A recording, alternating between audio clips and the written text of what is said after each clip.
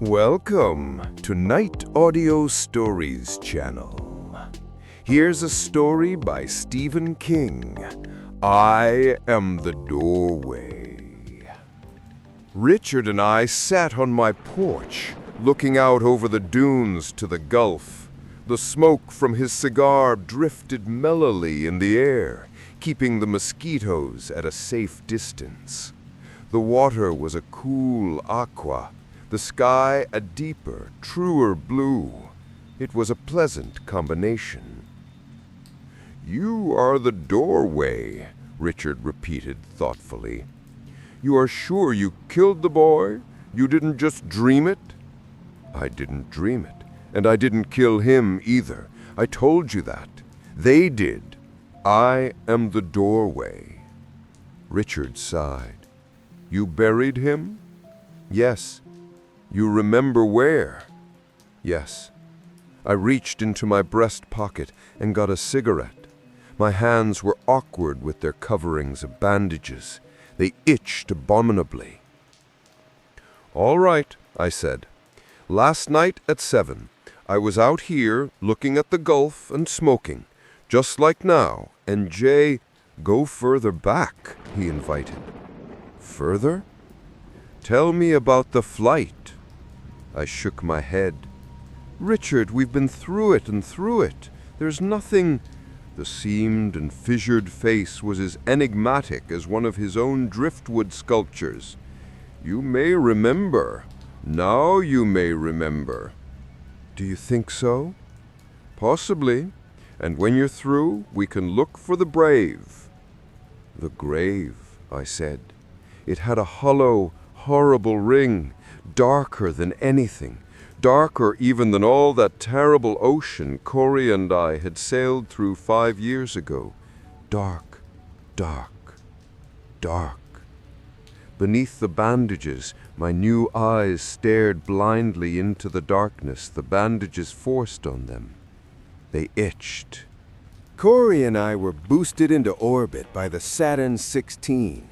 The one all the commentators called the Empire State Building booster. It was a big beast, all right. It made the old Saturn 1B look like a redstone. And it took off from a bunker 200 feet deep. It had to keep from taking half of Cape Kennedy with it. We swung around the Earth, verifying all our systems, and then did our inject, headed out for Venus. We left the Senate fighting over an appropriations bill for further deep space exploration, and a bunch of NASA people praying that we would find something, anything. "It don't matter what," Don Lovinger, Project Zeus's private whiz kid, was very fond of saying when he'd had a few. "You got all the gadgets, plus 5 souped-up TV cameras and a nifty little telescope with a zillion lenses and filters. Find some gold or platinum. Better yet, find some nice dumb little blue men for us to study and exploit and feel superior to. Anything. Even the ghost of Howdy Doody would be a start." Corey and I were anxious enough to oblige if we could. Nothing had worked for the deep space program. From Borman, Anders, and Lovell, who orbited the moon in '68 and found an empty, forbidding world that looked like dirty beach sand, to Markin and Jax, who touched down on Mars 11 years later to find an arid wasteland of frozen sand and a few struggling lichens, the deep space program had been an expensive bust. And there had been casualties. Pedersen and Lederer, eternally circling the sun when all at once nothing worked on the second-to-last Apollo flight. John Davis, whose little orbiting observatory was holed by a meteoroid in a 1 in 1,000 fluke. No, the space program was hardly swinging along. The way things looked, the Venus orbit might be our last chance to say we told you so. It was 16 days out. We ate a lot of concentrates, played a lot of gin, and swapped a cold back and forth. And from the tech side, it was a milk run. We lost an air-moisture converter on the 3rd day out, went to backup, and that was all, except for flits and gnats, until re-entry. We watched Venus grow from a star to a quarter to a milky crystal ball, swapped jokes with Huntsville Control, listened to tapes of Wagner and the Beatles, tended to automated experiments which had to do with everything from measurements of the solar wind to deep space navigation. We did 2 mid-course corrections, both of them infinitesimal, and 9 days into the flight, Corey went outside and banged on the retractable DESA until it decided to operate. There was nothing else out of the ordinary until... "DESA," Richard said. "What's that?" "An experiment that didn't pan out. NASA-E's for Deep Space Antenna. We were broadcasting pi and high-frequency pulses for anyone who cared to listen." I rubbed my fingers against my pants, but it was no good. If anything, it made it worse. Same idea as that radio telescope in West Virginia. You know, the one that listens to the stars. Only instead of listening, we were transmitting, primarily to the deeper space planets, Jupiter, Saturn, Uranus. If there's any intelligent life out there, it was taking a nap. Only Corey went out? Yes, and if he brought in any interstellar plague, the telemetry didn't show it. Still, "It doesn't matter," I said crossly. "Only the here and now matters. They killed the boy last night, Richard. It wasn't a nice thing to watch or feel. His head, it exploded, as if someone had scooped out his brains and put a hand grenade in his skull." "Finish the story," he said. I laughed hollowly. What's to tell? We went into an eccentric orbit around the planet. It was radical and deteriorating. 320 by 76 miles. That was on the first swing. The second swing, our apogee was even higher, the perigee lower. We had a max of 4 orbits. We made all 4. We got a good look at the planet. Also, over 600 stills and God knows how many feet of film. "The cloud cover is equal parts methane, ammonia, dust, and flying shit. The whole planet looks like the Grand Canyon in a wind tunnel. Corey estimated wind speed at about 600 miles per hour near the surface. Our probe beeped all the way down and then went out with a squawk. We saw no vegetation and no sign of life. Spectroscope indicated only traces of the valuable minerals. And that was Venus. Nothing but nothing, except it scared me. It was like circling a haunted house in the middle of deep space. I know how unscientific that sounds, but I was scared gutless until we got out of there. I think if our rockets hadn't gone off, I would have cut my throat on the way down. It's not like the moon. The moon is desolate, but somehow antiseptic. That world we saw was utterly unlike anything that anyone has ever seen. Maybe it's a good thing that cloud cover is there. It was like a skull that's been picked clean. That's the closest I can get." On the way back, we heard the Senate had voted to halve space exploration funds. Corey said something like, "Looks like we're back in the weather satellite business, Artie." But I was almost glad.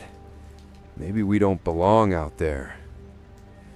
12 days later, Corey was dead, and I was crippled for life. We bought all our trouble on the way down. The chute was fouled. How's that for life's little ironies? We'd been in space for over a month, gone further than any humans had ever gone, and it all ended the way it did because some guy was in a hurry for his coffee break and let a few lines get fouled. We came down hard. A guy that was in one of the copters said it looked like a gigantic baby falling out of the sky with the placenta trailing after it. I lost consciousness when we hit. I came to when they were taking me across the deck of the Portland. They hadn't even had a chance to roll up the red carpet we were supposed to have walked on. I was bleeding and being hustled up to the infirmary over a red carpet that didn't look anywhere near as red as I did. I was in Bethesda for 2 years. They gave me the Medal of Honor and a lot of money and this wheelchair.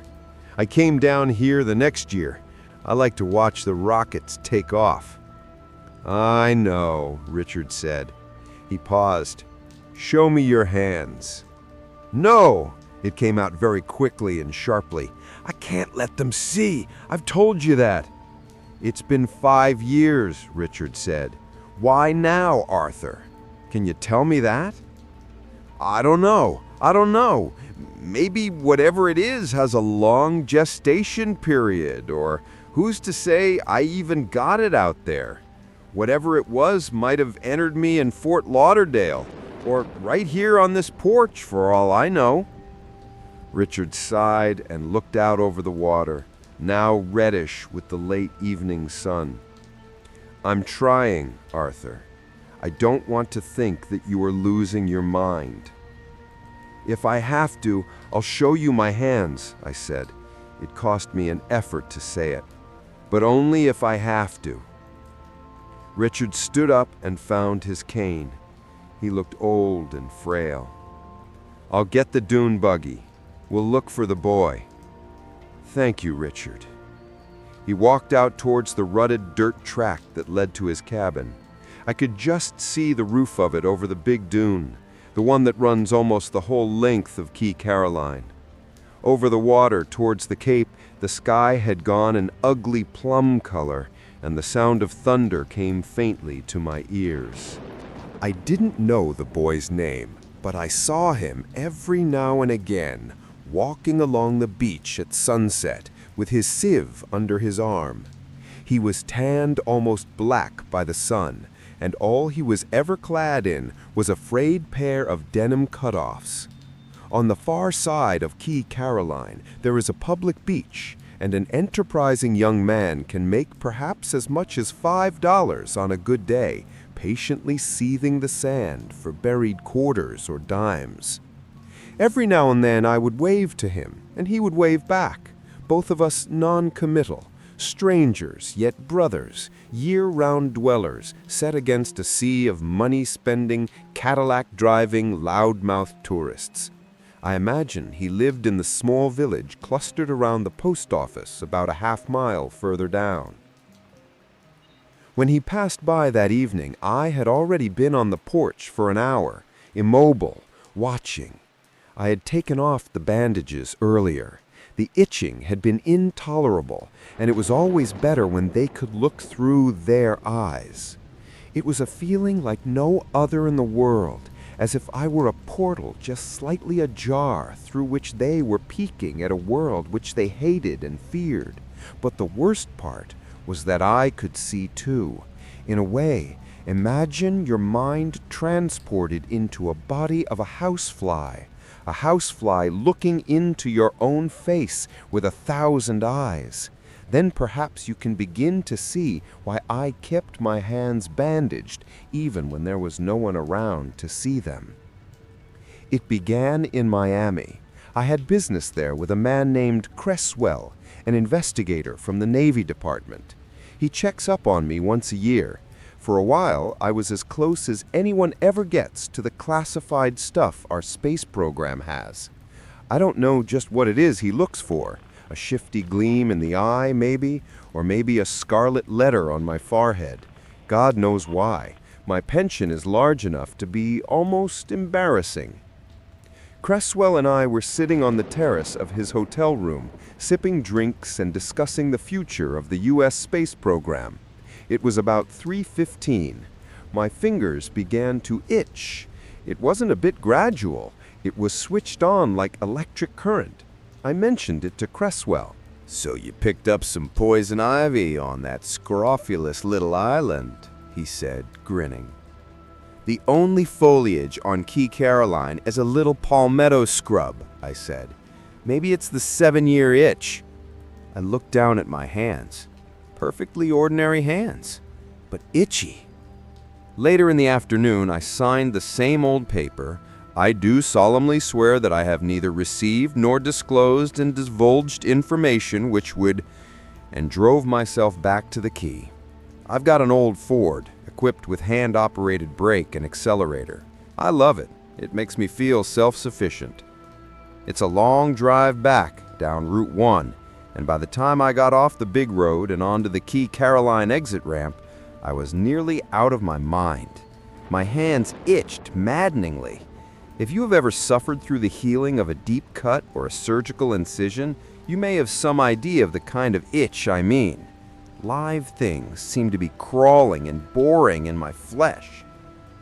The sun was almost down, and I looked at my hands carefully in the glow of the dash lights. The tips of them were red now, red in tiny, perfect circlets just above the pad where the fingerprint is, where you get calluses if you play guitar. There were also red circles of infection on the space between the first and second joint of each finger and thumb, and on the skin between the second joint and the knuckle. I pressed my right fingers to my lips and withdrew them quickly, with a sudden loathing. A feeling of dumb horror had risen in my throat, woolen and choking. The flesh where the red spots had appeared was hot, feverish, and the flesh was soft and gelid, like the flesh of an apple gone rotten. I drove the rest of the way trying to persuade myself that I had indeed caught poison ivy somehow. But in the back of my mind, there was another ugly thought. I had an aunt back in my childhood who lived the last 10 years of her life closed off from the world in an upstairs room. My mother took her meals up, and her name was a forbidden topic. I found out later that she had Hansen's disease, leprosy.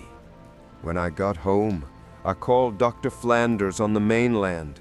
I got his answering service instead. Dr. Flanders was on a fishing cruise, but if it was urgent, Dr. Ballinger. When will Dr. Flanders be back? Tomorrow afternoon at the latest. With that, sure. I hung up slowly, then dialed Richard. I let it ring a dozen times before hanging up. After that, I sat indecisive for a while. The itching had deepened. It seemed to emanate from the flesh itself. I rolled my wheelchair over to the bookcase and pulled down the battered medical encyclopedia that I'd had for years. The book was maddeningly vague. It could have been anything, or nothing. I leaned back and closed my eyes. I could hear the old ship's clock ticking on the shelf across the room. There was the high, thin drone of a jet on its way to Miami. There was the soft whisper of my own breath. I was still looking at the book. The realization crept on me, then sank home with a frightening rush. My eyes were closed, but I was still looking at the book. What I was seeing was smeary and monstrous, the distorted fourth-dimensional counterpart of a book, yet unmistakable for all that. And I was not the only one watching. I snapped my eyes open, feeling the constriction of my heart. The sensation subsided a little, but not entirely. I was looking at the book, seeing the print and diagrams with my own eyes, perfectly normal everyday experience, and I was also seeing it from a different, lower angle, and seeing it with other eyes. Seeing not a book, but an alien thing, something of monstrous shape and ominous intent. I raised my hand slowly to my face, catching an eerie vision of my living room turned into a horror house. I screamed. There were eyes peering up at me through splits in the flesh of my fingers, and even as I watched, the flesh was dilating, retreating as they pushed their mindless way up to the surface. But that was not what made me scream. I had looked into my own face and seen a monster. The dune buggy nosed over the hill, and Richard brought it to a halt next to the porch. The motor gunned and roared choppily. I rolled my wheelchair down the inclined plane to the right of the regular steps, and Richard helped me in. "All right, Arthur," he said. "It's your party. Where to?" I pointed down towards the water where the big dune family begins to peter out. Richard nodded. The rear wheels spun sand and we were off. I usually found time to rib Richard about his driving, but I didn't bother tonight. There was too much else to think about and to feel. They didn't want the dark, and I could feel them straining to see through the bandages, willing me to take them off.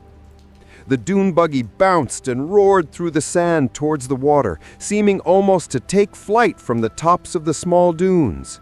To the left, the sun was going down in bloody glory. Straight ahead and across the water, the thunderclouds were beating their way towards us. Lightning forked at the water. "Off to your right," I said, "by that lean-to." Richard brought the dune buggy to a sand-spraying halt beside the rotted remains of the lean-to, reached into the back and brought out a spade. I winced when I saw it. "Where?" Richard asked expressionlessly. "Right there." I pointed to the place. He got out and walked slowly through the sand to the spot, hesitated for a second, then plunged the shovel into the sand. It seemed that he dug for a very long time. The sand he was throwing back over his shoulder looked damp and moist. The thunderheads were darker, higher, and the water looked angry and implacable under their shadow and the reflected glow of the sunset. I knew long before he stopped digging that he was not going to find the boy. They had moved him. I hadn't bandaged my hands last night so they could see and act.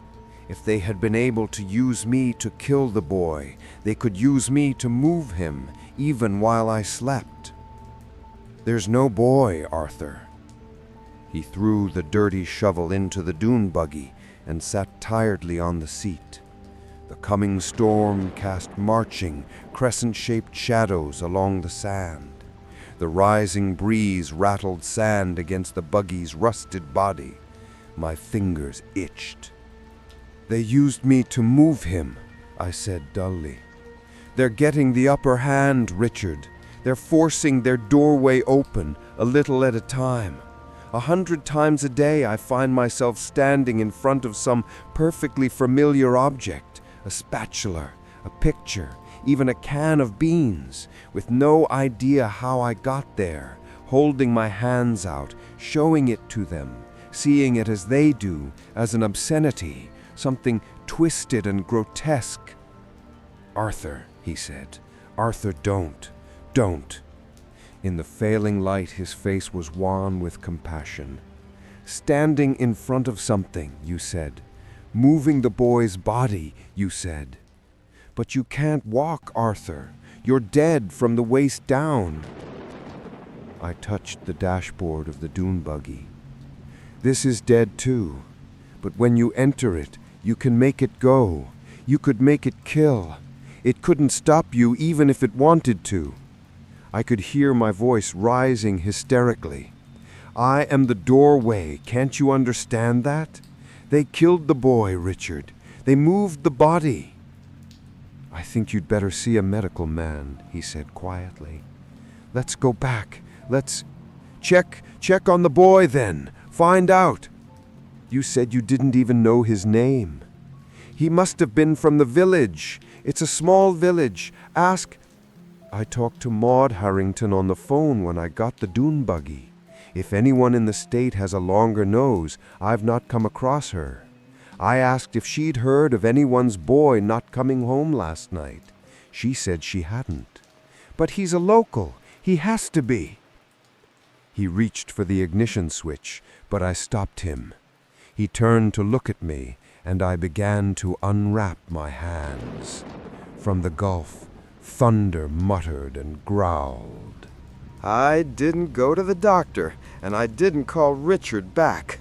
I spent 3 weeks with my hands bandaged every time I went out. 3 weeks just blindly hoping it would go away. It wasn't a rational act, I can admit that. If I'd been a whole man who didn't need a wheelchair for legs, or who had spent a normal life in a normal occupation, I might have gone to Doc Flanders or to Richard. I still might have, if it hadn't been for the memory of my aunt, shunned, virtually a prisoner, being eaten alive by her own ailing flesh. So I kept a desperate silence and prayed that I would wake up some morning and find it had been an evil dream. And little by little, I felt them. Them. An anonymous intelligence. I never really wondered what they looked like or where they had come from. It was moot. I was their doorway and their window on the world. I got enough feedback from them to feel their revulsion and horror, to know that our world was very different from theirs. Enough feedback to feel their blind hate. But still, they watched. Their flesh was embedded in my own. I began to realize that they were using me, actually manipulating me.